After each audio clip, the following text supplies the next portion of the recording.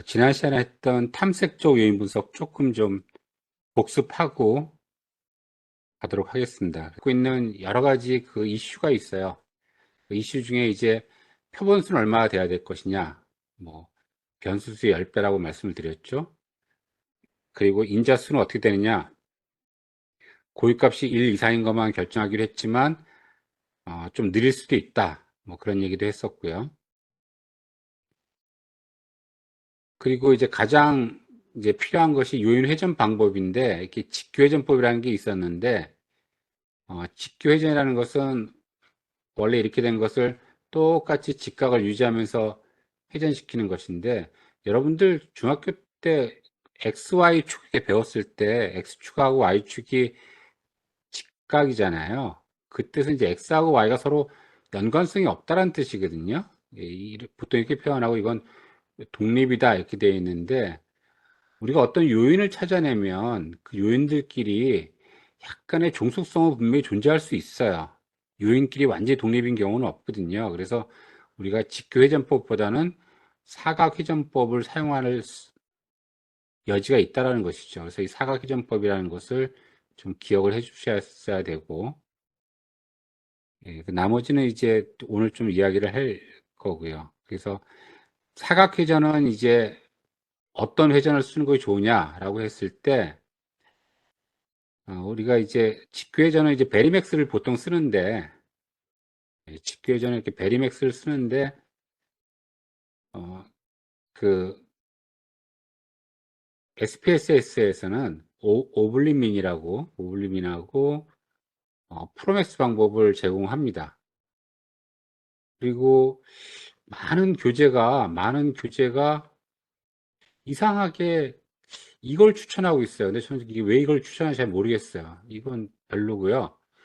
프로맥스가 훨씬 더 여러분들이 어, 좀 이해하기도 쉽고 그 결과가 잘 나옵니다. 그래서 프로맥스 방법을 쓰는데, 프로맥스 방법을 쓰기 전에는 일단 그 주성분 방법을 쓰지 말고, 최대 우도나 주축 요인 방법을 써야 된다, 뭐 그런 게 있었는데, 여기, 예. 여러분들한테는 솔직히 뭐가 더 좋다 이런 것보다는 내가 원하는 결과가 나오는 게 좋은 방법이죠. 내가 베리맥스 했는데 결과 잘 나왔다, 그럼 이걸로 끝이고요. 그 다음에 프로맥스 했는데 이걸 결과 잘 나왔다, 그러면 이게 제일 좋은 거고, 프로맥스도 안 됐는데 오블리미니 해보니까 좀 더 낮게 나왔다, 그러면 이제 오블리미니 제일 좋은 방법이고, 그러니까 여러분들은 어떤 방법이 가장 좋다라기보다는 그냥 자신의 목적을 위해서 여러 가지를 좀 해보고서 결과가 제일 잘 나오는 것을 이용하는 것이 가장 좋을 것 같습니다. 자, 그 외에는 이제 수학적인 내용들이었고요. 그래서 한번 시범을 좀 잠깐 이제 보이려고 해요. 요 문제예요. 예. 지금 여러분들 스마트폰에 우리가 처음에는 어플리케이션이라는 말을 많이 썼는데 지금은 그냥 줄여서 앱이라는 말을 많이 쓰고 있죠. 앱이 한 몇 개쯤 깔려 있었나요? 여러분 한번 세보면은, 저도 한번 세보니까 앱이 한 400개 정도 깔려 있더라고요. 엄청나게 많죠. 물론 한번 깔아놓은 이유가 뭐냐면 뭐 예를 들어서 유니클로 이런 거 살려 했더니 앱 깔라 그러고 그래서 깔았는데 뭐 거의 안 쓰고 뭐 1년에 한두 번 쓰고 이런 거 있고, 어떤 건 굉장히 자주 쓰는 앱이 있죠. 예를 들어서 카카오톡 같은 거는 굉장히 거의 뭐 매일 쓰고 있죠. 이렇게 여러 가지 앱이 있는데, 사람들이 어떤 새로운 일종의 이것도 신기술입니다. 신기술. 예. 뉴 테크놀로지인데, 뉴 테크놀로지가 들어왔을 때 사람들이 이걸 억셉트 하느냐, 이렇게 수용하느냐 하는 문제예요. 여러분들 그런 얘기 많이 들었잖아요. 나이 드신 분들은 새로운 문물을 받아들이기가 좀 힘들어서 살기가 어려워진다. 그래서 이걸 이렇게 어떤 새로운 테크놀로지를 수용하려면 일단 그 테크놀로지가 편리해야 된대요. 이걸 쓰면 편리하다. 그리고 이걸 쓰면 유용하다. 쓸모있다. 이런 거예요. 편리하다는 거는 이제 사용법도 배우고 싶고 빨리 배울 수도 있고 뭐 이래야지 편리한 거예요. 사용하기도 쉽고 배우기도 쉽고 뭐 배우는 것도 빨리 배우고 그다음에 유용성도 이걸 하면은 시간도 절약되고 뭐 효과 있고 막 이런 게 유용성입니다. 여러분 편리성하고 유용성은 완전히 다른 개념이죠. 다르죠. 여러분 보시기에 편리한 거하고 유용한 거는 비슷한 거 같으면 달라요. 예, 그래서 일단 뉴 테크놀로지가 오면 사람들이 편리하고 유용해야지만 그 다음에 어떤 뭐 그것을 억셉트 하려고 하는 퍼체이스 구매 의도 이런 게 생긴다. 뭐 이런 모형이 있어요. 요게 기본 모형인데 요게 템스 모형이라고 굉장히 경영학에서는 유명한 모형이에요. 그럼 사람들이 논문을 쓸 때 어떻게 쓰냐면은 이건 원래 다 정해진 아주 콘크리트한 이론이니까 이걸 건드리는 사람은 없어요. 그래서 지금처럼 새로운 거 앱이라는 것은 일종의 커뮤니케이션 도구이기 때문에 다른 사람과의 어떤 관계성이 포함되지 않을까? 뭐 이제 이런 식으로 다른 요인들을 집어넣어서 이 모형을 확장하거나 이렇게 하거든요. 그래서 저도 이제 그런 논문을 하나 썼어요. 다른 교수님과 같이 이 템스 모형이라고 하는 이 지금까지 알려진 모형에다가 요 관계성이라는 그런 요인을 하나 넣어가지고 이렇게 모형을 하기로 했습니다. 자, 그래서 이렇게 질문을 했어요. 사람들한테 스마트폰 앱은 사용하기 쉽기 때문에 쓴다. 전혀 그렇지 않다. 그렇지 않다. 그렇다. 아니, 보통이다. 그렇다. 매우 그렇다. 스마트폰은 사용하기 쉽기 때문에 4번.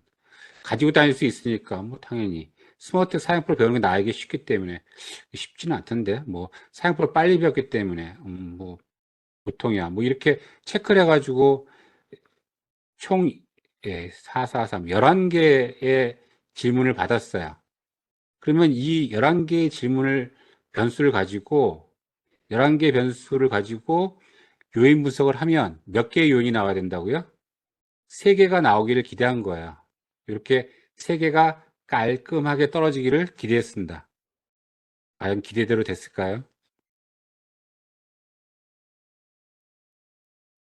자, 변수 보기를 보시면 아시겠지만 제가 잘 여러분들이 알 수 있도록 Q1서부터 Q11까지인데 1번 문항부터 7번 문항인데 여기 레이블에다가 A, B, C 이렇게 써가지고 A, B, C 나눠지는 게 정상이에요. 우리의 목표예요.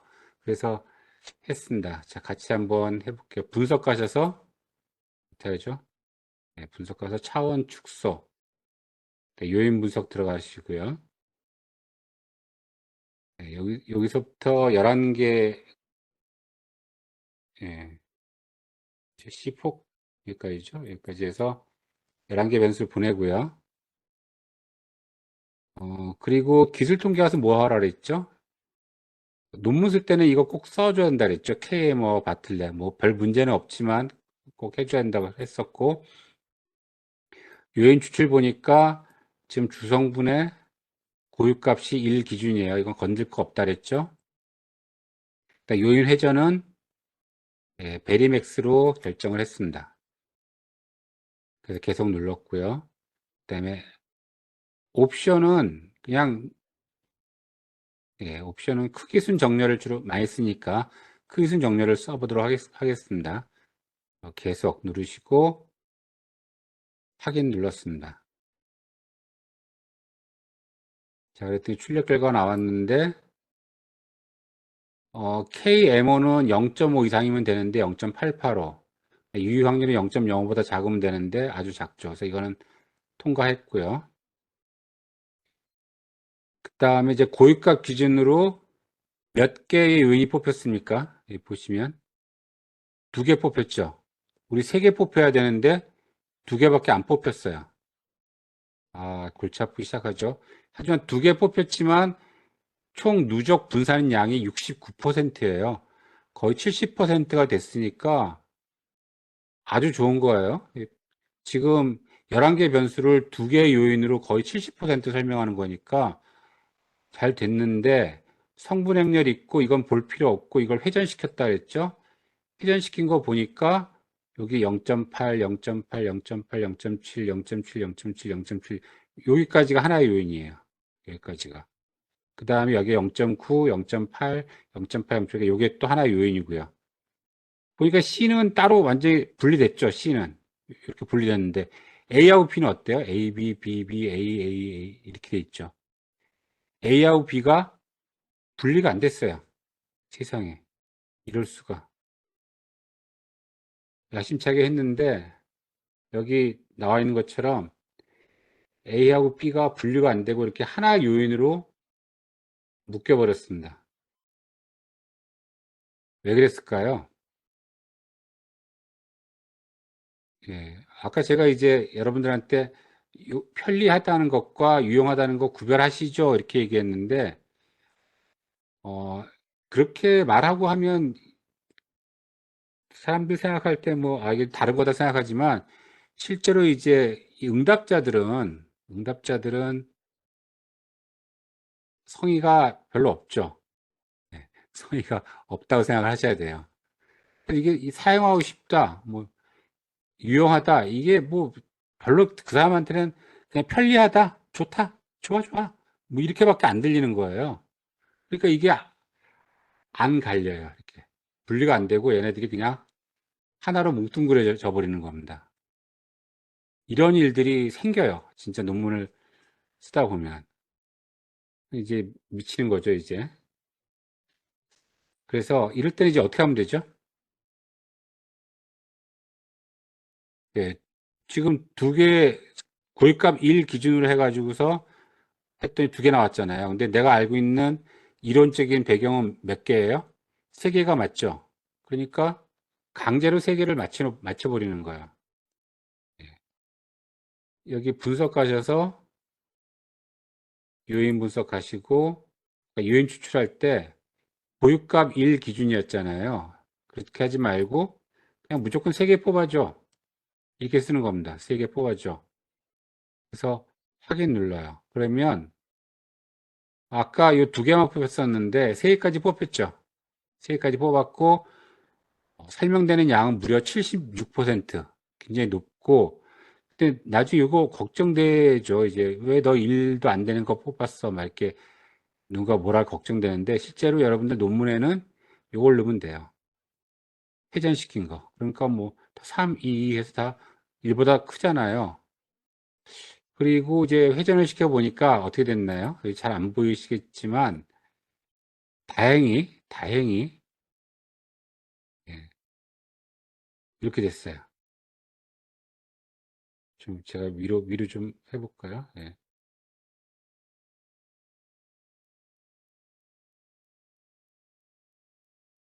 일단 C가 하나로 뭉쳤고요, 이렇게. 그 다음에 얘네들이요. 얘네들이 전부 A예요. 다행히도. 그 다음에 요 세 개가 B예요. 그래서 이제 세 개로 강제로 나누니까 어느 정도 나뉘긴 나뉘었어요. 근데 한 가지 문제점이 있어요. 한 가지 문제. 여기 보시면 되도록이면 이것 했을 때 하나만 0.5가 넘고 하나만 나머지는 다 0.3 이하가 돼야 되거든요. 근데 얘가 0.4가 되잖아요. 0.349, 0.368, 0.432 이렇게 예를 들어서 A3 같은 경우는 여기도 걸리지만 여기도 걸리는 거예요. 잘 구분이 안 되고 있다라는 거죠. 그래서 이게 또 사람들한테 또 지적을 받을 수가 있거든요. 자, 그럼 이제 또 한 가지 남은 우리의 방법은 또 뭐가 있죠?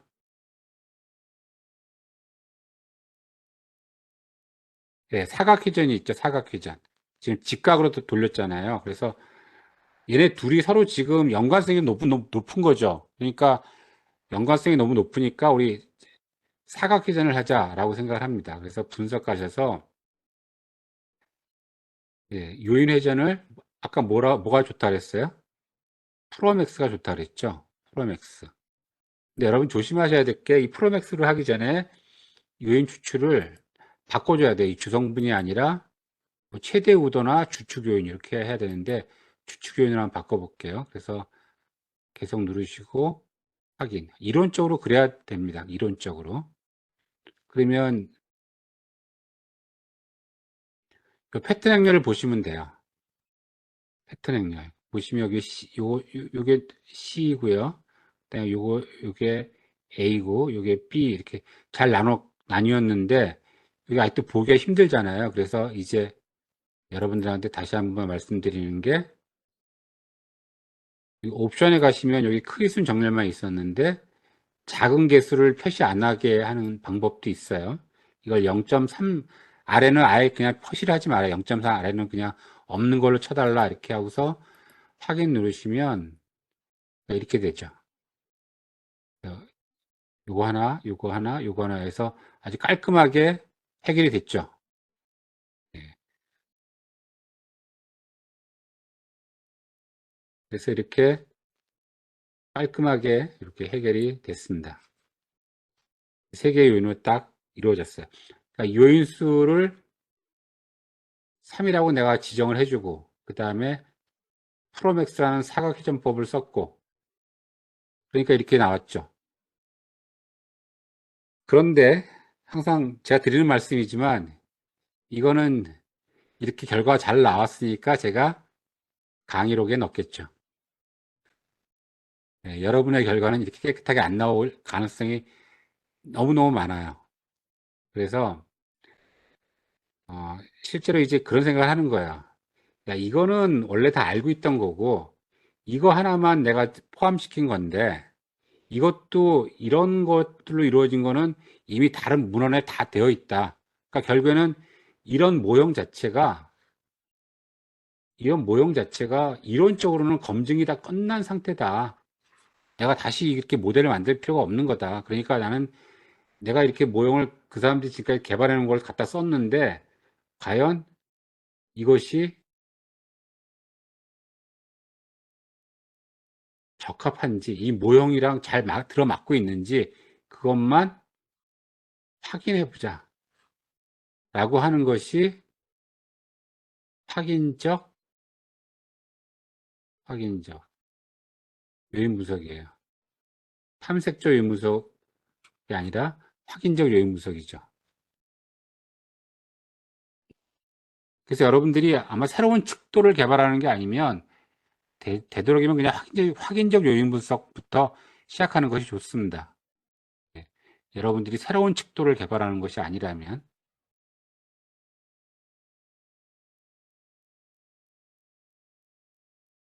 앞부분은 방금 전에 설명했던 것들입니다. 예. 앞부분은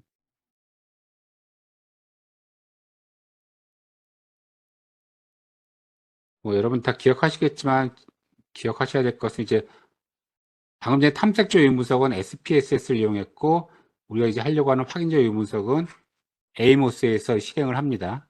그래서 에이모스 여러분들 다 설치가 다 끝났을 거라고 생각을 하고요. 그래서 방금 전에 이제 라면에 관련돼서 쭉 했었는데 라면이 이렇게 세 개로 걸렸거든요. 이렇게 아까 세 개 요인을 걸렸는데 이거를 갖고 이거 갖고서 한번 우리가 CFA를 한번 해보도록 할게요. CFA를 그래서 이제 그림을 이렇게 그립니다. 이런 식으로.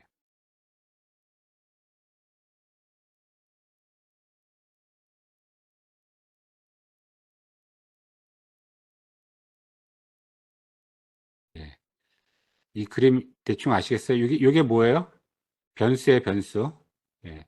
아까 맛, 뭐 국물, 그다음에 뭐 신제품, 그다음에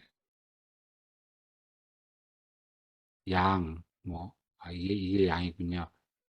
그다음에 영양가, 그리고 가격 이렇게 8개의 변수가 이렇게 쭉 있고요. 그 변수가 이렇게 3개의 요인으로 이루어져 있다. 이렇게 표시한 겁니다. 자, 이렇게 그림을 그리는 거예요. 이렇게 그림 그려서 이 모형이 맞는가를 보는 건데, 여러분들, 나는 이게 네모가 변수인 거는 기억이 난다. 이게 하시고요. 동그란 건 뭐라고요? 요인이고요. 그런데 이건 뭐죠? 이건? 2라고 썼으니까 이건 오차예요. 아시다시피 지금 이게 X1인데 X1이 F1으로 전부 다 설명이 되는 게 아니라 설명이 안 되는 부분도 분명히 존재하죠. 예. 그래서 자, 이 X1은 이것에 의해서 설명이 되는데 안 되는 오차 부분도 이만큼 있는 거예요. 그래서 이 오차항이 이렇게 모형에 들어가야 됩니다. 이런 식으로. 그래서 이런 그림을 그려주는 거예요. 자, 이런 그림은 여러분들이 한번 그려봐야지만 오랫동안 잊어버리지 않아요. 그래서 한번 그려볼 건데, 여러분들이 이제 에이모스 그래픽이라는 것을 실행을 할 거예요. 에이모스 그래픽을 실행하면 이런 창이 뜨는데 어, 요 모양을 보시면 이런 걸 만들 수 있고요.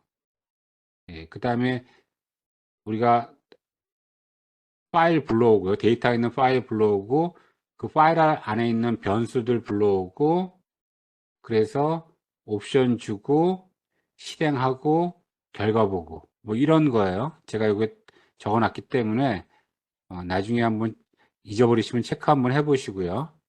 다 같이 이제 한번 에이모스를 열어보도록 하겠습니다. 여러분들 모든 앱에 가셔서 IBM에 들어가 있죠. IBM 에이모스 가시고 저는 여러분 다 27이죠?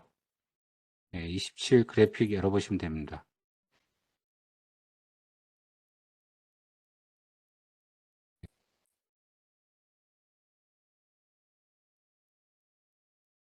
다 열었습니까? 조금 이제 볼까요? 어떻게 그려야 되는지. 이렇게 그린다고 지금 돼 있었죠. 옆에 뒤에다 놓으시고서 그대로 따라 그리는 거예요. 일단 네모 이렇게 그리시고 예. 그다음 네모 몇 개 그려야 돼요? 네 개. 일단 세 개 그리고 세 개 그리고 동그라미 하나. 예, 동그라미 하나 이렇게 그리고 화살표 하나, 둘, 셋. 예. 그리고 오차항. 오차항은 여기 있네요. 오차항은 이렇게 해서 이렇게 누르시면 이렇게 하고서 이렇게 누르면 되겠네요. 이렇게 이렇게. 예. 오차항. 그런데 얘가 위로 가 있는데 얘가 몇 번 반복해서 눌러주시면 이게 돌아갑니다. 뱅글뱅글. 네, 이렇게 돌리시면 돼요.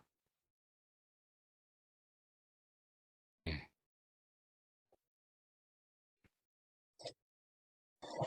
자, 이렇게 그림을 그려주고 예, 한번 그려보세요. 예.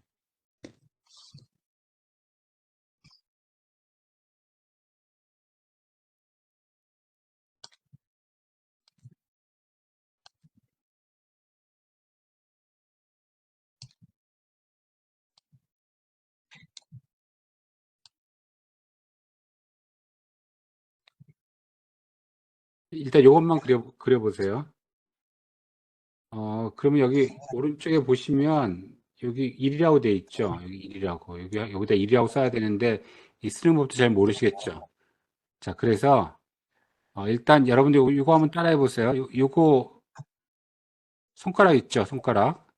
손가락이 전체로 돼 있으면 여기 누르면 요거 누르고 요거 누르면 전체가 선택되거든요. 전체 선택되고 요 X는 지우는 거예요. X는. 그래서 여기를 X를 딱 누르면 X는 하나씩밖에 안 지워지군요.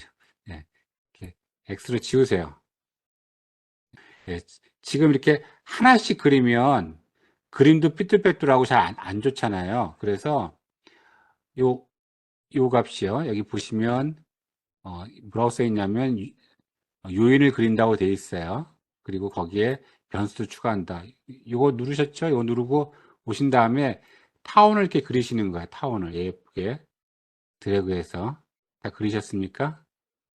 그 다음에 여기 변수가 하나, 둘, 세 개죠. 그럼 여기서 클릭 세 번. 하나, 둘, 셋.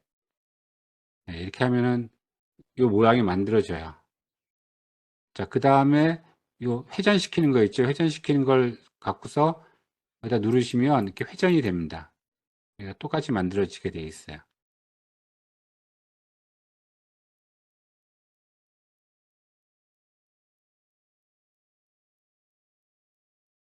네, 됐죠? 그 다음에 아까 이제 복사하는 거예요. 복사기 여기 보이시죠? 복사기. 이 전체를 하나 복사를 하면 또 밑에가 똑같이 생겼잖아요. 그래서 하면 좋기 때문에 아까 방금 말했던 것처럼 전체 선택하시고 복사기 누르셔가지고 이렇게 갖고 내려옵니다. 예. 그 다음에 한 번 더 이렇게 갖고 내려옵니다. 예. 됐죠? 그 다음에 지금 전체 교수님, 선택되어 있는데 요 디셀렉트 선택 해제를 누르시면 돼요. 그러면 이제 다 까만색으로 변할 거예요. 근데 지금 보면 여기 세 개고 여기 두 개죠. 그러니까 X표 해가지고 요 일자인데 지우지 마시고 맨 위에 걸 지우세요. 맨 위에 거 이렇게.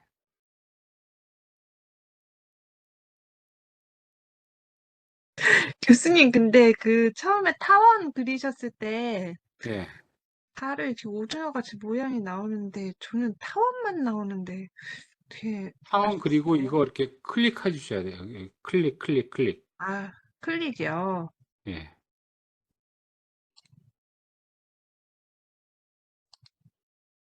아, 이제 다시 한번 이제 보도록 하겠습니다. 그리는 방법 여러 가지니까, 예. 자, 제가 이거 누르고 크게 한번 그려볼까요? 크게 그리고 하나, 둘, 셋. 예. 그 다음에 또 하나 크게 그리고 하나, 둘, 셋. 또 하나 크게 그리고 하나, 둘. 타원을 크게 그리면 그림 전체가 커집니다. 그 다음에 회전. 하나, 둘, 셋. 하나, 둘, 셋.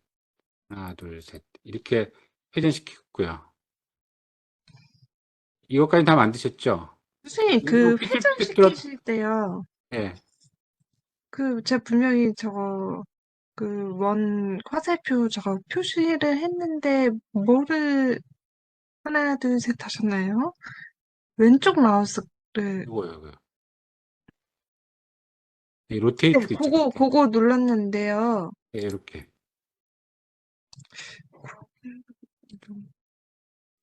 아,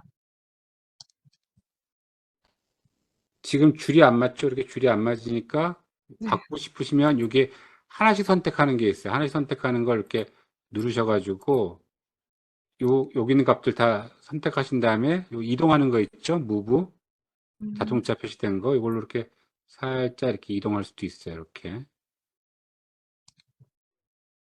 그리고 디셀렉트 또 뭐 셀렉트 하시고 무브 살짝 위로 뭐 이런 식으로 조금씩 이렇게 조정을 해주시면 됩니다.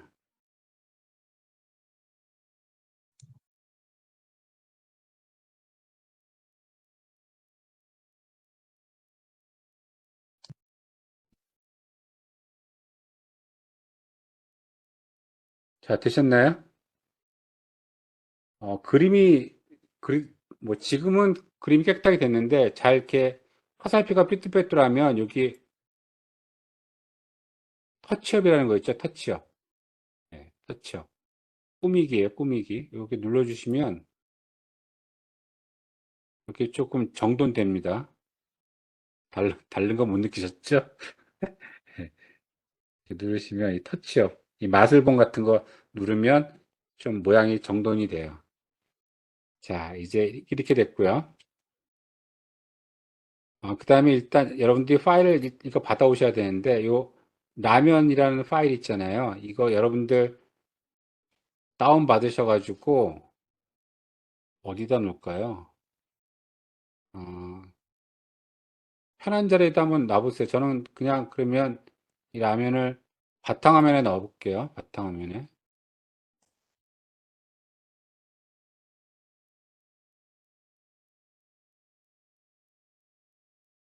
이거 다운받아서 바탕화면에 지금 제가 저장을 했습니다.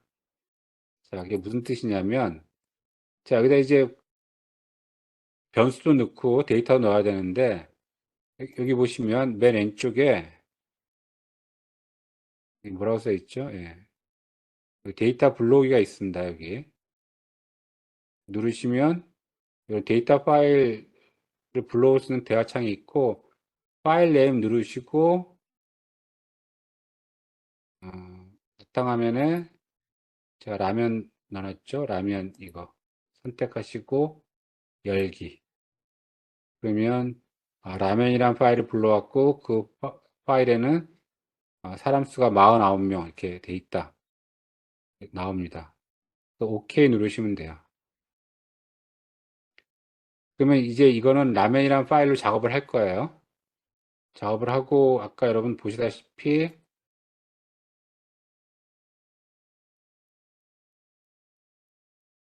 이렇게 다 되어 있었죠? 이렇게 변수명이 다 들어가 있었잖아요. 그래서 그걸 하려면 여기 변수명이 리스트되어 있는 게 있어요. 여기요. 여기 보이시죠? 이거 누르시면 예,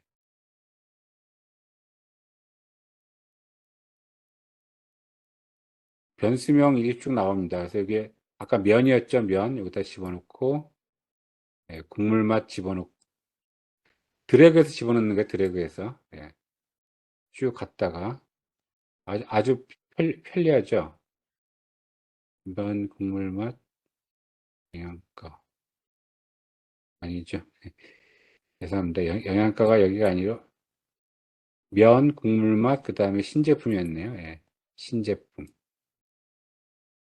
예, 그 다음에 영양가 양 가격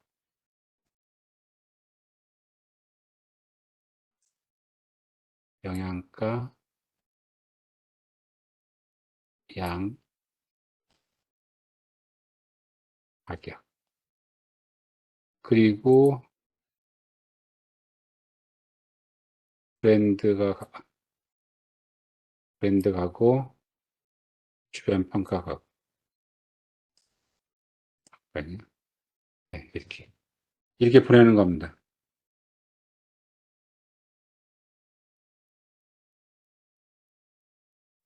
스님, 예, 그 데이터 불러오는 거요.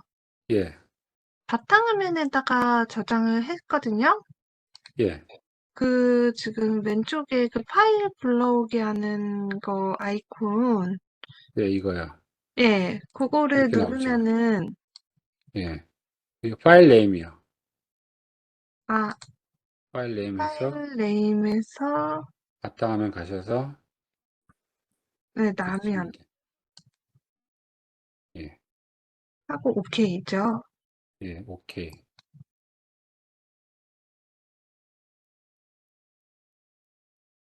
그 다음에,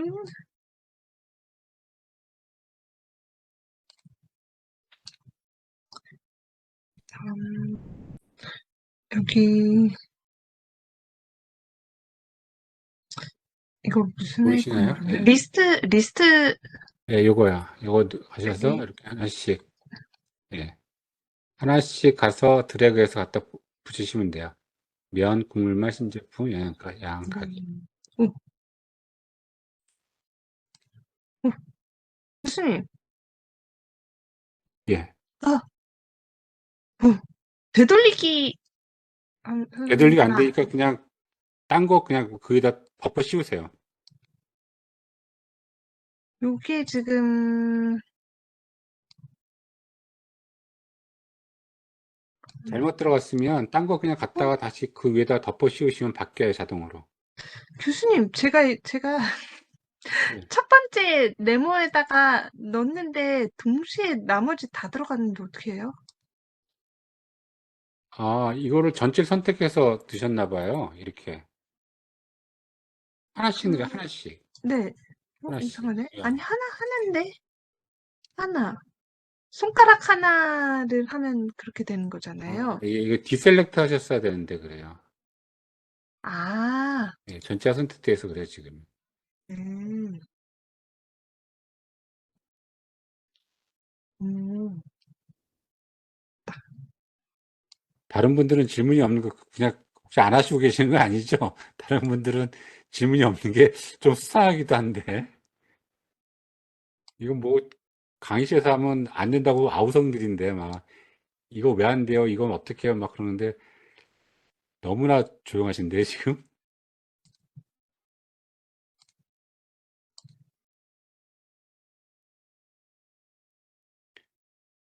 그 다음에 이제 요것만 이름이 되어 있고 나머지는 전부 이제 우리가 이름을 붙이는 거잖아요. 이름을 붙이는 거라서 뭐 제가 여기다 이렇게 이름을 붙였긴 했지만 실제로 여러분들은 막 그렇게 미리 붙일 필요는 없잖아요. 그래서 뭐라고 쓰냐면 이쪽이 팩터니까 F1, F2, F3 뭐 이런 식으로 보통 많이 써요. 그다음 이거 음, 오차항이기 때문에 E1, E2, E3 뭐 이렇게 쓰면 됩니다. 여러분 보시면 이거 닫을게요. 이거 닫고 뭐가 있냐면 이 플러그인에 조금 그림 그리기 편하게 만들어 주는 게 좀 있거든요. 여기 이름을 다 붙여줘라. 이게 있어요. 네임이라는 거 있죠. 네임. 예, 네임 있는데 여러분들 동그라미가 바로 뭐예요? 동그라미가 관측 불가능한 변수라고 그랬죠. 관측 불가능한 거. 그래서 unobserved variable 되어 있는데 이걸 클릭하면 어떤 일이 벌어지는지 놀라지 마십시오. 예. 그냥 동시에 F1, F2, F3 자기가 알아서 다 번호를 매겨줍니다. 자, 아주 편리하죠. 단지 이제 좀 약간 당황스러운 거는 이게 1, 2, 3이 아니라 1, 2, 3, 4, 5, 6, 7, 8 이렇게 돼 있어요. 회전시켜서 그래요. 이게 회전시켜가지고 얘가 제일 먼저 만든 건데 그래서 순서대로 지금 번호가 좀 엇갈렸긴 하지만 이렇게 돼 있습니다.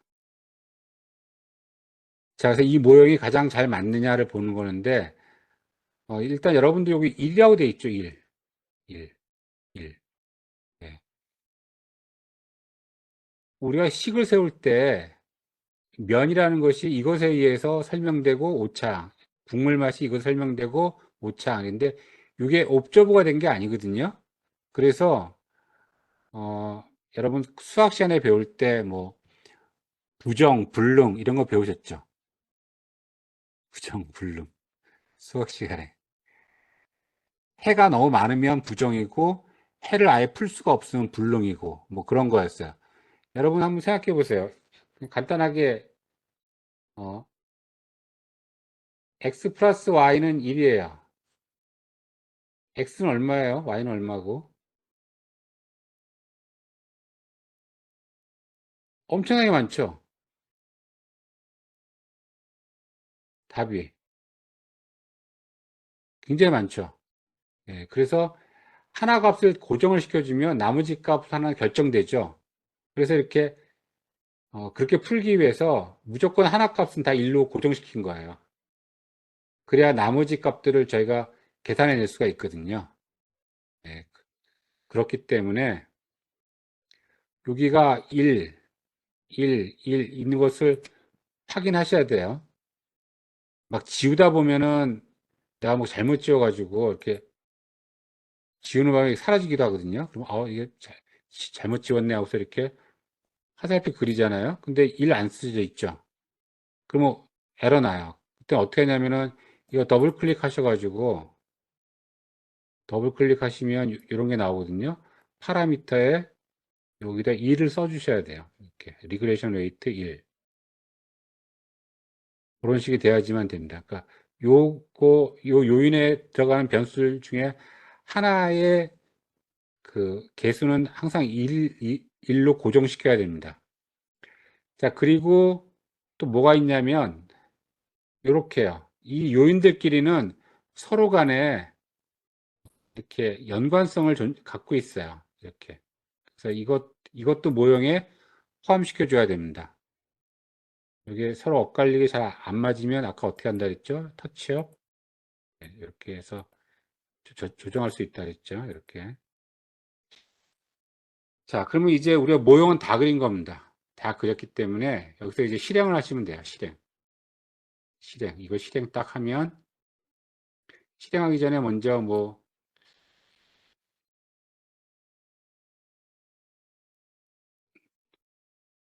저장하라고 하니까 그냥 라면이라고 저장하도록 할게요. 라면이라고. 이 그림을 저장하라는 뜻입니다. 이 그림을. 그래서 이 그림은 라면이라고 저장을 하도록 하겠습니다. 자, 그럼 이제 런이 돼요. 이렇게 나옵니다. 네. 교수님, 조금만 천천히 가주시면 안 될까요? 저요, 예. 어, 여기 가장 왼쪽에 동그라미, 작은 동그라미, 아까 뭐라 그러셨더라? 오차항이요. 네, 오창에, 여기, 이게, 아까 전체 선택이 돼가지고 다 몇몇 돼 있는데, 이거 어떻게 수정해요?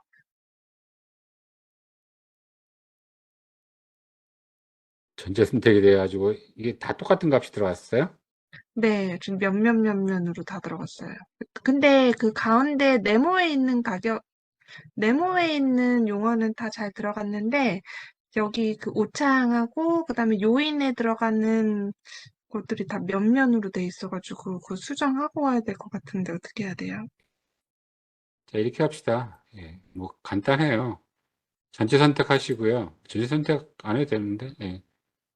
전체 선택하시고, 아, 예. 예. 싹 다 지우십니다. 아, 싹 다. 잘 됐죠, 뭐. 다시 한번 그려보면 되니까. 네. 자, 다시 한번 요인 그리고 하나, 둘, 셋. 요인 그리고 하나, 둘, 셋. 요인 그리고 하나, 둘. 여기까지 다 따라왔죠. 네. 예, 그 다음에 회전시키는 거 누르시고 회전. 요 회전이요. 회전. 회전. 그리고 지금 데이터는 불러왔으니까 여기서 바로 하시면 돼요, 이렇게. 이거 다 까만색인 거 확인하셨죠? 까만색인 거. 네, 아까처럼 파란색일 때 하면 다 들어가니까 까만색을 물, 어떻게 바꿔요? 교수님? 까만색 아니에요, 지금? 지금 파란색이에요. 또요? 네. 예, 이거 디셀렉트. 아, 됐어요? 네. 예. 영양가 아니죠. 영양가 이쪽에 있죠. 양, 그다음에 가격. 라면. 그런데 주변 평가.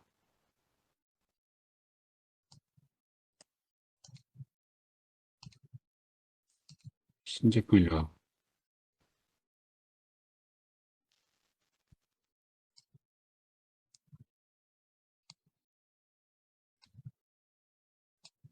다 그러셨나요? 예. 네, 지금 열심히 듣고 있습니다.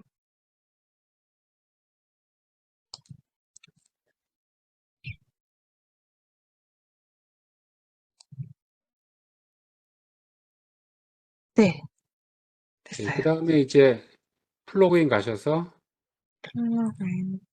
name 음, unobserved variables 이거 네, 누르시면 되고요. 마지막으로 이거끼리의 콜레이션 이렇게 그려주시고 요인들끼리 네, 됐어요. 그러고 나서 이제 실행을 하시면 돼요. 여기 calculate estimate 아, 실행하시면 됩니다. 실행하시고 여기 뭐 개수가 나오는데 실은 우리는 지금 이 개수는 별 필요가 없고요. 우리가 관심 있는 것은 여기 비유 텍스트라는 거 보이시죠? 여기 비유 텍스트 이거 눌러보시면 이제 결과가 나온 거거든요. 결과 이거를 해석하시면 돼요. 교수님, 그 실행할 때요. 예, 그 제일 오른쪽 아이콘 누르면 되나요? 예, 제 오른쪽 거예요. 제 근데 오른. 저는 에이모스 그 뭐죠? 그 주의사항 뜨는 데에서 파일이 있으니까 예, 세이브 하시고요. 예, 네? 세이브. 세이브요? 예, 세이브 하라는 뜻이에요. 방금 세이브로 전에 만든 거를 네. 세이브 하라는 거야. 그 요 세이브 그림 그럼 파일에 자체를 가서 세이브해요? 그냥 네. 여기 그냥 세이브 하셔가지고 네. 그냥 저는 지금 바탕화면에다가 라면이라고 세이브했거든요. 아,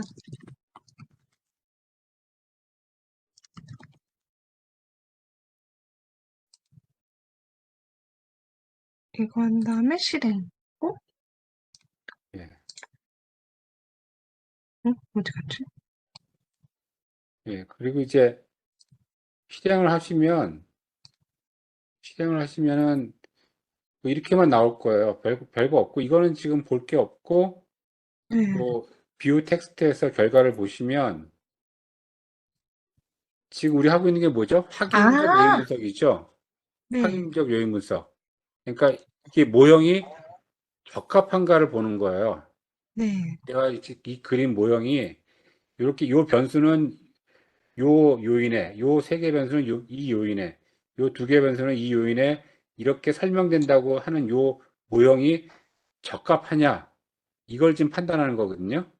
그렇기 네. 때문에 뭘 보면 되겠어요? 이것들 중에서. 모델 피스인가? 그렇죠. 모델핏을 보는 거예요. 이 모델이 적합하냐라는 겁니다. 근데 나도 뭔 말인지 하나도 모르겠죠. 네. 그래서 여기서 이제 우리가 필요한 게 요 값, 이 값, 이거,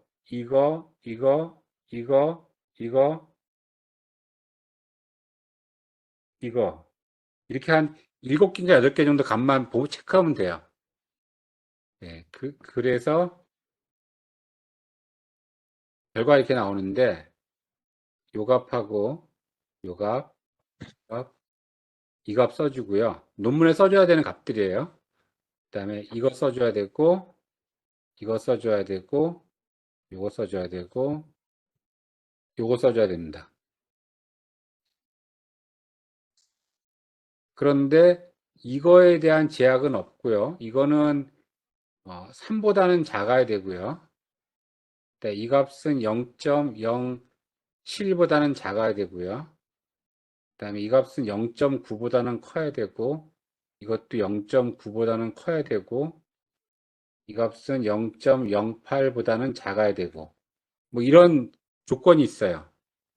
이 조건을 다 만족하면 모형이 적합하다 이렇게 생각하는 거예요.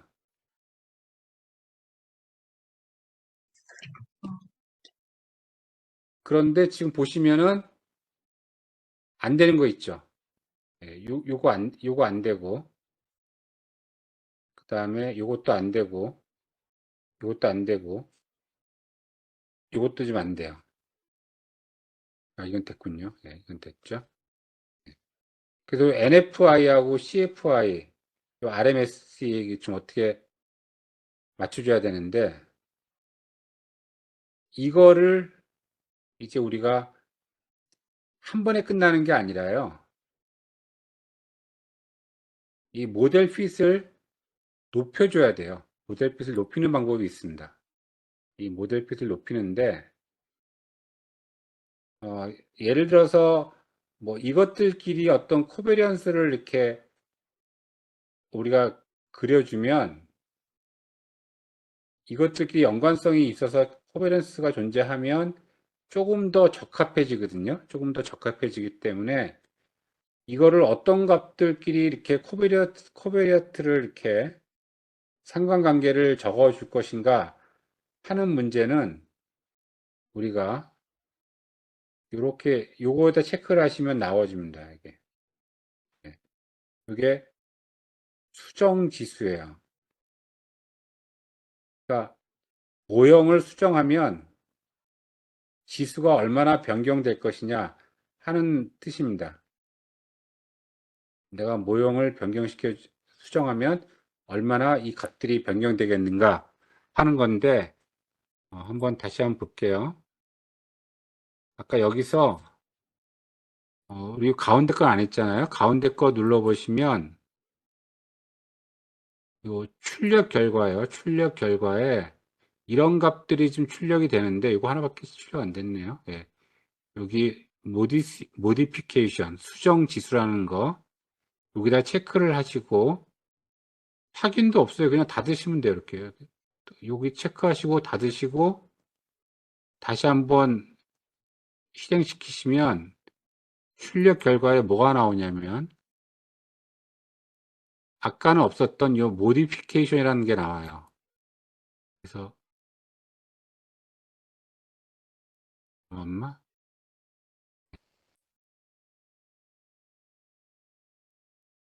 뭘 수정하면 어떻게 변한다 이렇게 나왔는데 이거 왜 안 나오죠? 보통 이렇게 나오는데. 교수님, 근데요, 예, 그, 지금, 아날리시스 프로퍼티즈, 그걸 누르면은, 예. 아까 아웃풋이요. 미니멀리제이션 나오는데, 아웃풋에서, 네네. 예, 여기다 체크하는 거예요. 노티피케이션. 이게 지금 버전이 바뀌어서 그런지 예, 하여튼 뭐 요런 게 나오거든요. 그러니까 요런 것들을 설정을 하면 조금씩 변한다 이런 뜻이어가지고 이렇게 적혀 있는 것들만 바꿔주면 돼요. 여기 있는 것들만. 자, 이제 여러분들이 직접 이그젬플을 푸셔가지고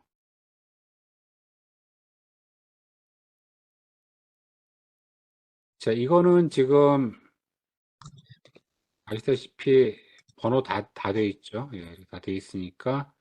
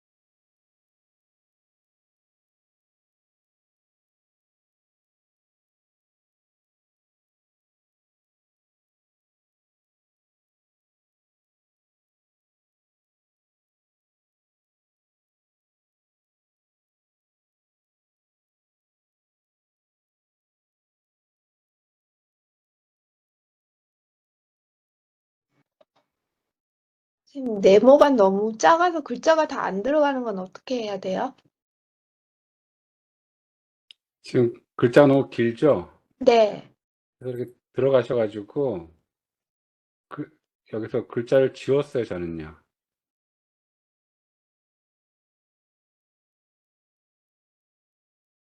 뒤에 글자들을 다 지웠어요.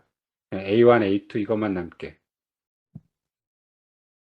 혹시 이것도 안 들어갈 정도로 작나요? 아니요. 그러진 않으시죠? 그렇게, 작으면 요 크게 하는 거 있거든요, 여기요. 쉐이프요. 이거 누르셔가지고, 이렇게 좀 키울 수도 있습니다, 이렇게. 음. 요 쉐이프.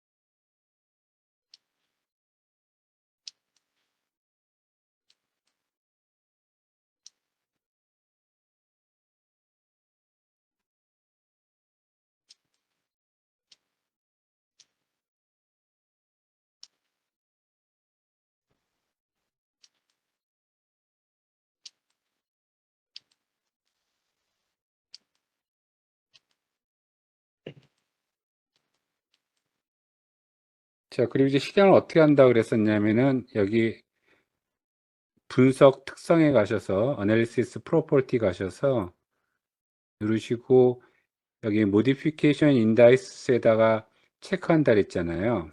일단 이거를 체크하면 어떻게 되는지 한번 보도록 하겠습니다. 그리고 일단 그리고 실행을 시키시고요. 실행시키기 전에 요 그림 파일을 저장하고 돼 있죠. 그래서 그냥 아까처럼 바탕화면에다가 스마트폰이라고 저장을 하도록 할게요. 네. 네, 저장을 하게 되면 자동으로 이제 돌아가게 됩니다. 실행이 됐고요. 이 개수는 별로 중요한 게 아니라고 말씀을 드렸죠. 이 개수는 중요한 게 아니고 중요한 거는 적합도 지수라고 이야기했어요. 이 모형이 잘 맞느냐 하는 적합도 지수인데 이렇게 나왔습니다. 제-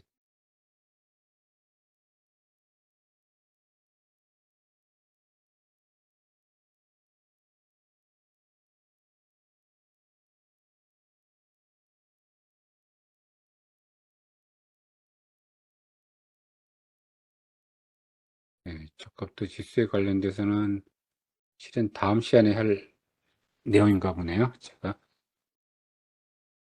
어, 일단 한번 보도록 할게요.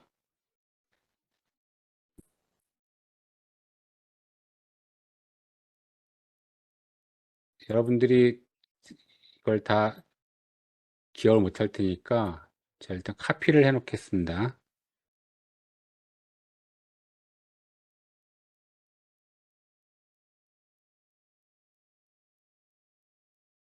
제 엑셀 파일에다가 제가 카피를 일단 하도록 하겠습니다.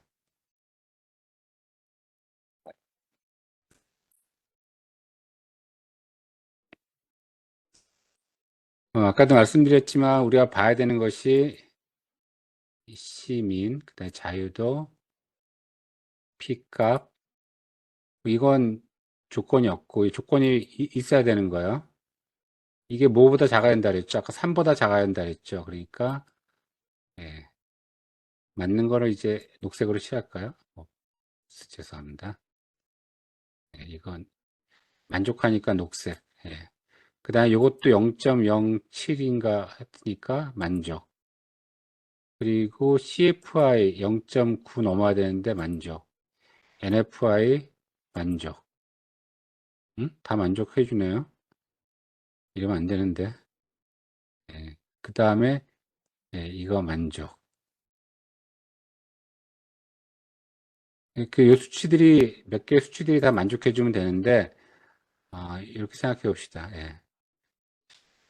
지금 얘가 0.071인데요. 0.071. 이게 조금 애매한 게 제가 아까 0.08이라고 이야기는 했습니다만 어떤 책에서는 0.07보다 작아야 된다고 하거든요. 이게 0.07을 살짝 넘었잖아요. 살짝 넘었어요. 그래서 지금 모델 피트에 문제가 있다 이렇게 지적을 받을 수도 있을 것 같아요. 그래서 이제 어떻게 하냐면 여기 가셔서 아까 수정 지수라는 게 있었죠. 수정 지수 보니까 내가 이렇게 고쳐주면 요만큼 좋아진다예요. 그런데 제일 많이 좋아지는 거, 이 값이 크면 많이 좋아지는 거예요. 2, 3하고 2, 5하고 코베런스 관계를 설정해주면 15만큼 좋아져요. 그러니까 무슨 뜻이냐면 여기 2, 3하고 2, 5하고 여기 2, 3하고 2, 5하고 코베런스 관계를 이렇게 상관관계를 설정을 해주면 이 지수값이 좋아지는 거예요. 예, 그리고 그 다음에 또 좋아지는 게 보시면 어떤 게 있죠?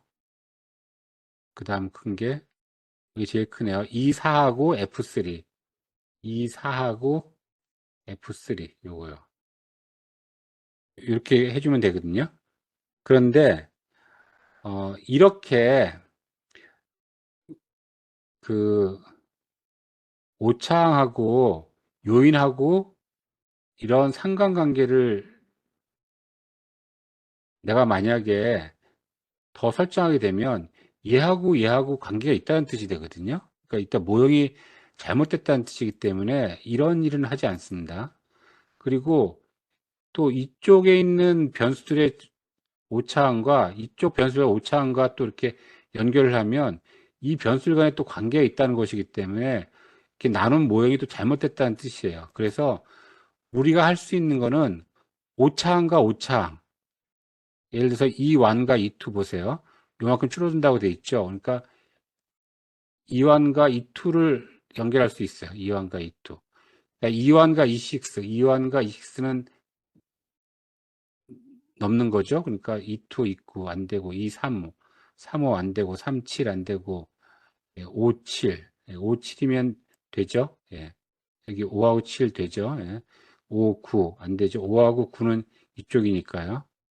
예. 그리고 7하고 8, 7하고 8도 안 되고요. 그 다음에 9하고 11, 9하고 11 요렇게만 수정해 줄 수 있어요. 예, 지금 여러분들이 뭐 수정하는 거 뭐 뭐 상관없다 생각할지 모르겠지만 나중에는 진짜 이 값들이 원하는 값이 안 나오면 예, 이 모형이 적합하다는 뜻이 아니니까 굉장히 좀 많이 힘들 거예요. 잠깐만 제가 칸을 조절하도록 하겠습니다.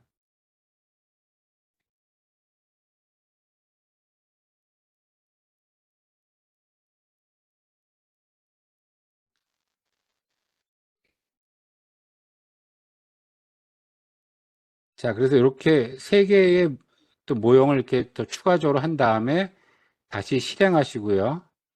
그리고 결과를 다시 보시고 결과에서 모델 피트를 갖고 와서 제가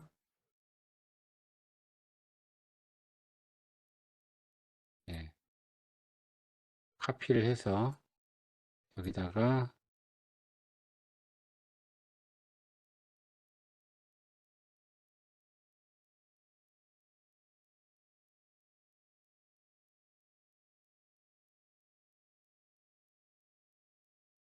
예, 하겠습니다. 그러면 요거는 뭐 거의 달라진 게 없고 이건 아까 그대로였죠. 근데 아까 이게 3 이하라고 했는데 적으면 적을수록 좋거든요. 아주 좋아졌죠. 아까에 비해서 굉장히 좋아졌죠. 그 다음에 이것도 적으면 적을수록 좋은데 더 좋아졌죠. 그리고 이런 값들은 더 높으면 높을수록 좋은데 0.95 이상이라 했으니까요. 훨씬 높아졌죠. 그러니까 모델이 더 훨씬 더 적합이 잘 된 거예요. 그리고 가장 우리 관심 있는 것이 아까 0.07이었는데 얘가 0.05로 떨어졌죠. 그러면 패스예요, 이제. 패스. 그래서 이제 우리는 뭐라고 얘기하냐면, 아, 이 모형이 적합하다. 이제 이렇게 얘기하는 거예요. 이게 엄청난 겁니다, 이게. 아마 여러분 논문 쓸 때 이게 통과돼야지만 안심을 하게 될 거예요. 실은 이제 여러분들 이렇게 해서 지금 제가 구했는데요. 아까 제가 설명할 때 이것이 무엇에 영향을 준다고 그랬잖아요. 그러니까 이게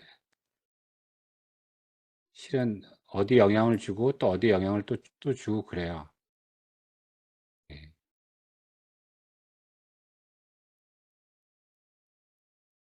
그래서 이런 식입니다. 이게 이렇게 영향을 주고 이렇게 영향을 주고 얘가 결국엔 이쪽으로 영향을 주고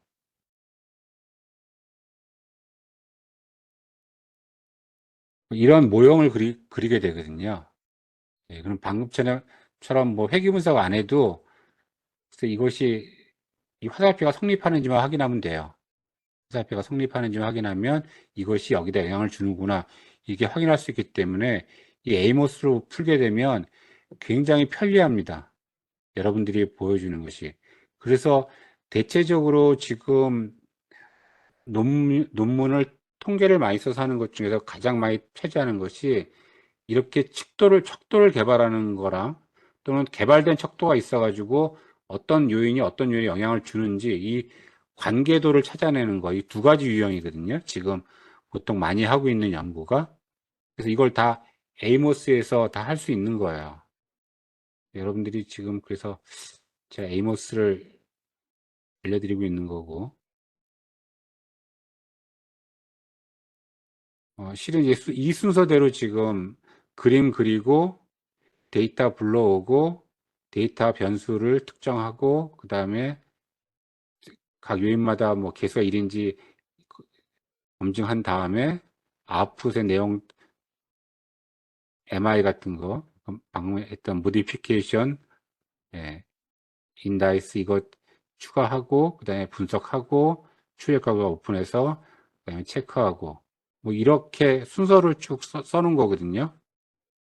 그리고 그림 그릴 때 보면은 플러그인 선택해서 할 수 있는 것들 그리고 이게 선택 툴 뭐 이런 것들 좀 써놨으니까 예, 좀 보실 수 있을 거예요. 좀 연습을 좀 하시면 좋을 거예요.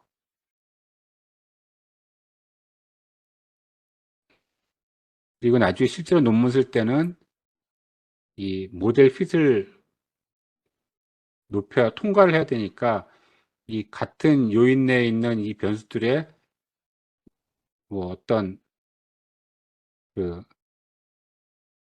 상관관계를 이렇게 지정을 해주는데 아까도 설명드렸지만 얘하고 얘하고는 요인이 다른데 이렇게 연결되는 거는 안 된다 그랬죠. 그래서 만약에 우리가 이런 걸 할 수 있는데 4에서 8, 4에서 8 이것도 안 되죠. 예, 4에서 8 안 되고 5에서 8, 5에서 8 이것도 안 되죠. 그다음에 6에서 7, 6에서 7 이것도 안 되죠. 그러니까 결국에는 내가 줄일 수 있는 게 이거 세 개밖에 없는데 다 설정하면 안 되는 거예요. 그러니까 여기서 이제 더 이상 줄일 수가 없는 거죠. 그러면 이제 진짜 큰일 나는 거죠. 더 줄일 수가 없으면 아까 얘기한 게 통과가 안 되면 이제 모델이 적합하다고 볼 수가 없으니까요. 근데 모델이 이제 적합하다고 봐도 적합하다고 이제 결론이 나도 그 다음에 이제 우리가 두 개를 체크를 해야 됩니다.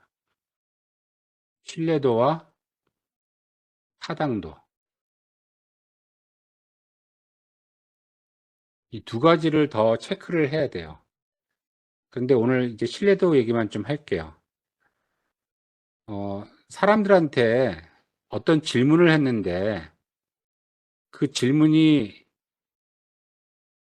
사람들이 답변할 때마다 항상 일정한 답변을 하면 좋겠죠.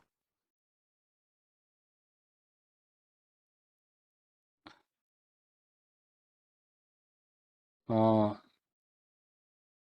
사람들 심리라는 게 좀 자주 바뀌잖아요.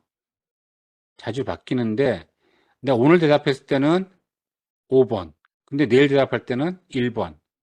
막 이렇게 대답하는 질문이 있다고 하면 그 질문은 좋은 질문이 아니에요.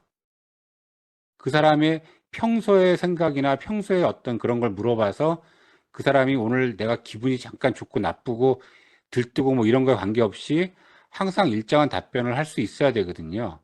그걸 신뢰도라고 이야기를 해요. 항상 일정한 답변을 하는 것. 예. 일관성을 유지하는 것이 신뢰도입니다. 그래서 그 사람이 일관성 있는 답변을 하는지를 알기 위해서 가장 적절한 방법이 뭐냐면 답변을 얻고요. 답변을 이렇게 얻은 다음에 한 2달쯤 뒤에 그 사람이 자기가 뭐라고 답변했는지 다 잊어버렸을 거 아니에요. 2달쯤 뒤에 다시 똑같은 질문을 다시 한번 해봐요. 그래서 그때도 4라고 대답하더니 똑같이 4더라. 5라고 대답한 것이 5더라. 3이라고 한 것이 4긴 하지만 거의 안 변했더라. 근데 뭐 2라고 했던 것이 이번엔 5더라. 그러면 얘네들은 좀 일관성이 있죠. 넓게 하고 여기까지는 일관성이 있는 질문이지만 얘는 어때요? 답변할 때마다 내용이 응답이 달라지잖아요. 그러니까 일관성이 없는 질문이에요. 그렇다면 우리는 뭐라고 표현하냐면 1, 2, 3번은 신뢰도가 높은 그런 질문이고요. 이 4번 질문은 신뢰도가 낮은 질문이라고 해요. 그래서 이런 질문은 안 좋으니까 뺍니다. 그러니까 우리가 지금 방금 전에 이렇게 11개의 질문을 만들어냈어요. 11개의 질문. 적합도 통과했어요. 적합도 통과. 그러니까 이거 그냥 갖다 쓰면 되겠다.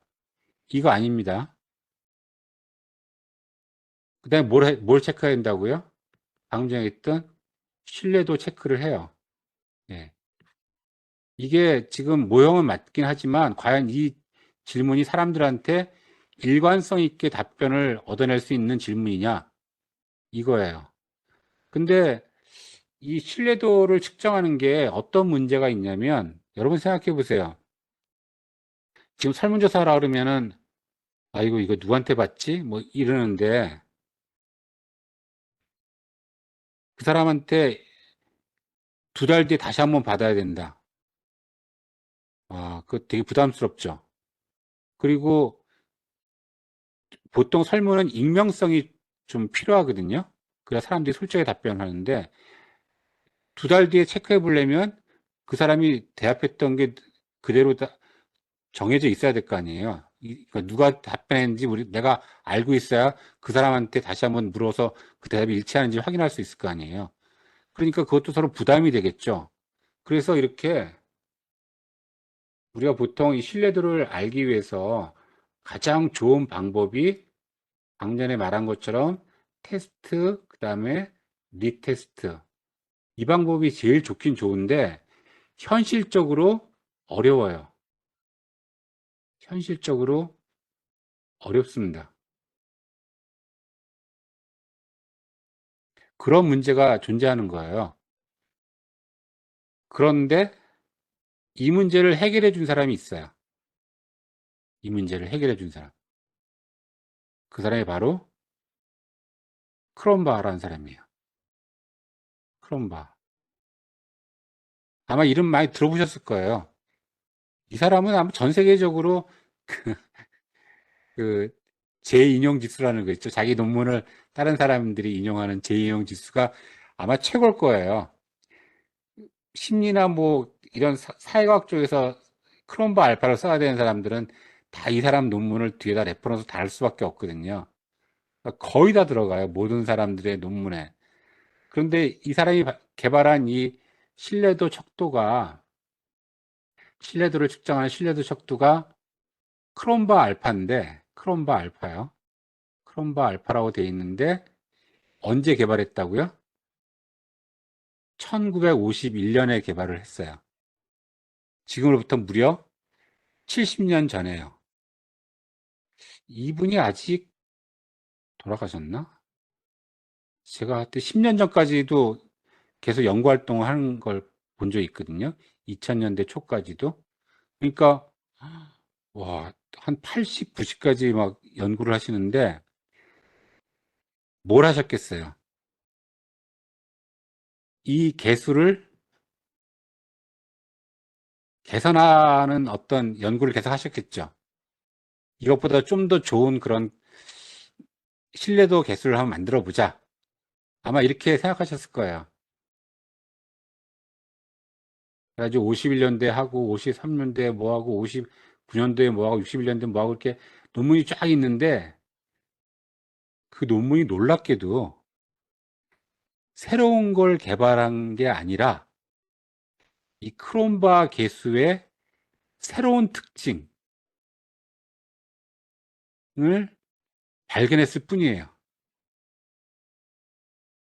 그러니까 어떻게 보면은 우연히 생각해낸 그런 개수인데 파면 팔수록 완벽한 거죠. 이렇게 한번 해보고 저렇게 해봤는데 결국엔 그게 크롬바 알파랑 똑같더라. 뭐 이런 거예요. 뭐 예를 들어서 이런 겁니다. 내가 10개 문항이 있는데 테스트 리스트 테스트를 못하니까 5개는 지금 답변을 했다고 치고 5개는 2달 뒤에 답변했다고 치고 그 다음에 이 10개 문항이 서로 비슷한 문항이니까 서로 콜레이션을 보자. 서로 상관관계를 보자. 그런데 이렇게 절반을 딱 나눌 때 이렇게 나누는 것보다 뭐 경우의 수가 되게 많을 거 아니에요. 10개 중에서 5개를 고르고 나머지 5개 고르고 그렇게 모든 경우의 수를 다 골라서 만들어서 이것의 상관계수를 본 게 결국에는 이렇게 하는 게 좋겠다라고 제안했는데 알고 보니까 크롬바 알파는 똑같아요. 그 값이요. 뭐 그런 식이에요. 그래가지고 뭐 그냥 결론 말씀드리면 크롬바 알파보다 더 좋은 걸 아직까지 개발하지 못했어요. 심지어는 정말 심혈을 기울여가지고 어, 일반화 가능도 개수라는 걸 개발을 했어요. 일반화 가능도 개수. 제가 처음에 여기 이쪽 공부할 때 되게 좀 고생했던 건데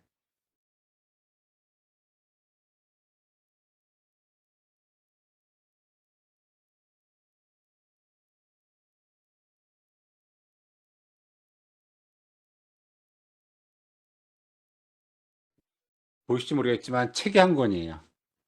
일반화 가능도 개수에 관한 책이 한 권입니다. 이거를 누가 개발했냐면 뭐 브랜남이라는 사람이 쓰긴 했지만 실제로는 이 사람은 이제 크롬바 그 팀에 같이 있던 사람이에요. 그래가지고 그 사람이랑 이제 크롬바랑 같이 개발을 해가지고 책을 이렇게 일반화 가능도 개수라는 걸 만들었어요. 예. 근데 허무하게도 복잡하지 않고 간단한 경우에는 그 값이 크롬바 알파랑 똑같아요. 미치는 거죠. 이거 엄청나게 복잡하게 만들었거든요. 이게 뭐 사람들이 똑같이 하는지 뭐 얼마나 자기 소신 있게 답변을 했는지 뭐 이런 걸 다 따져가지고 엄청나게 분해해가지고 딱 계산 딱 해서 만들어내고 책 한 권 냈는데 특별한 경우에는 그러니까 지금 우리가 하고 있는 요 경우에는 일반화 가능도 개수하고 크롬바 알파하고 똑같은 거예요. 그 정도로 크롬바 알파는 신뢰도 측면에서는 최고의 개수예요. 그러니까 더 이상 뭐 어떻게 다른 거를 개발을 못했습니다. 자, 그래서 이제 우리가 신뢰도 개수를 어떻게 구하냐면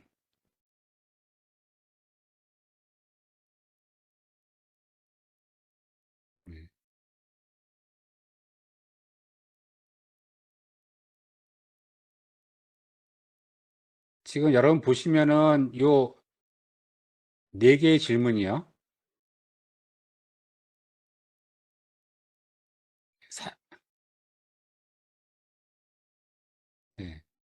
요 네 개의 질문을 보시면 이게 뭐였는지 기억나세요? 예.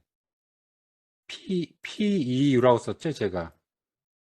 사용 편리성이요. 지각된 사용 편리성. 이게 사용 편리성을 측정하는 것들이거든요. 그러니까 이것들은 비슷한 질문이에요. 하나의 요인에 속해 있으니까 비슷한 질문이고, 이 질문은 사람들이 비슷하게 답변을 해야 돼요.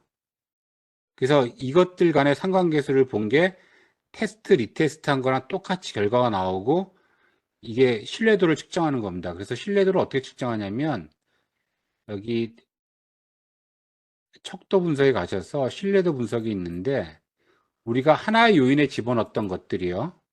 A1부터 A4까지를 넣고서 이걸 신뢰도를 구하면 이 신뢰도가 0.876이 나와요. 여기 좀 너무 작은데, 예. 0.876이 나옵니다. 근데 신뢰도 크롬바 알파는 여기 써 있지만 뭐라고 써 있냐면 0.7이 넘어야 된다고 이제 보통 주장을 해요. 근데 제가 이 밑에다가 뭐라고 써놓은 이유가 뭐냐면 0.7이 넘는 경우는 아무런 문제가 안 되지만 여러분들이 논문을 썼는데 0.68 이렇게 나와요. 그럼 신뢰도가 통과가 안 된 거잖아요. 그럼 미치잖아요.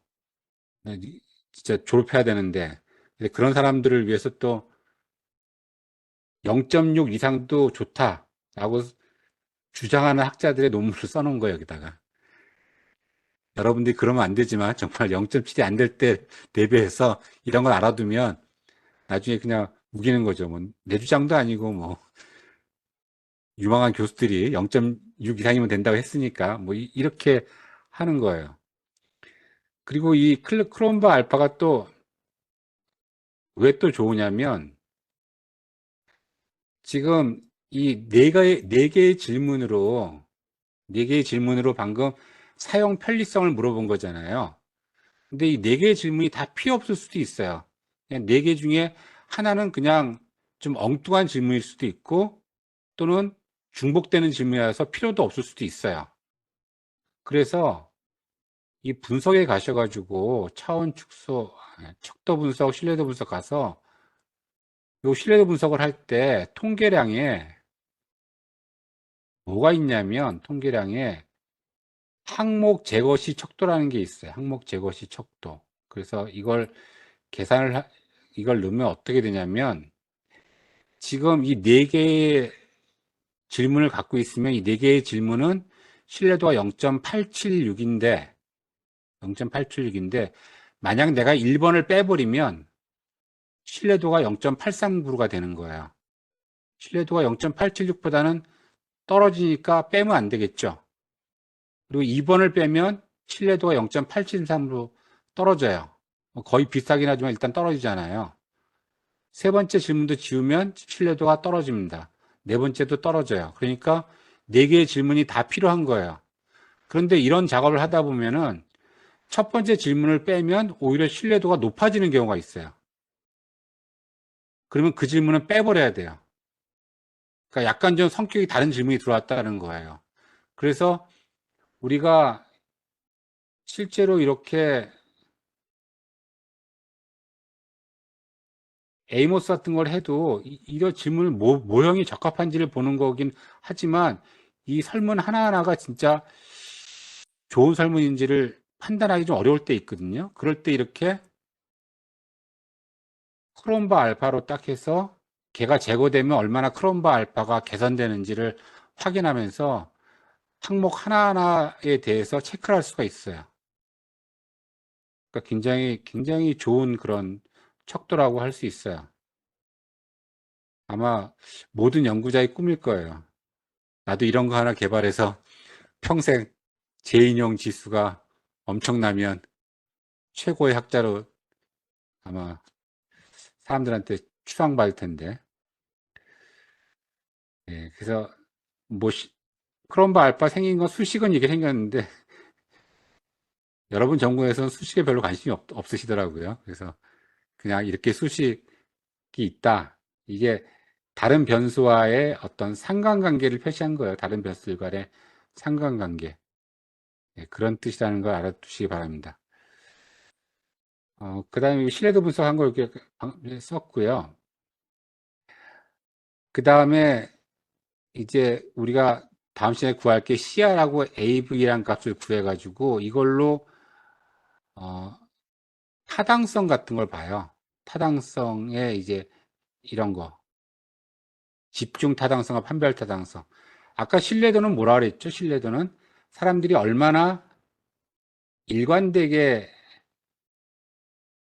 답변을 하느냐, 일관성에 관한 측도면요.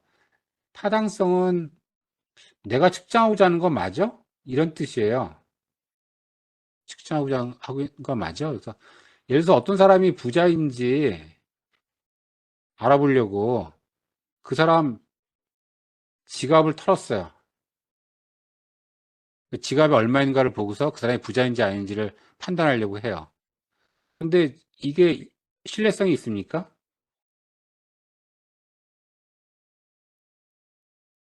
신뢰성 있죠. 아니, 신뢰성 없죠. 왜요? 지갑에 돈이 많을 때도 있고 적을 때도 있잖아, 부자들이요. 항상 돈을 꽉꽉 채우고 다니는 거 아니잖아요. 그래서 오늘 털었을 때랑 내일 털었을 때랑 다를 수가 있어요. 값이 일정치 않기 때문에 신뢰성이 좀 많이 떨어져요.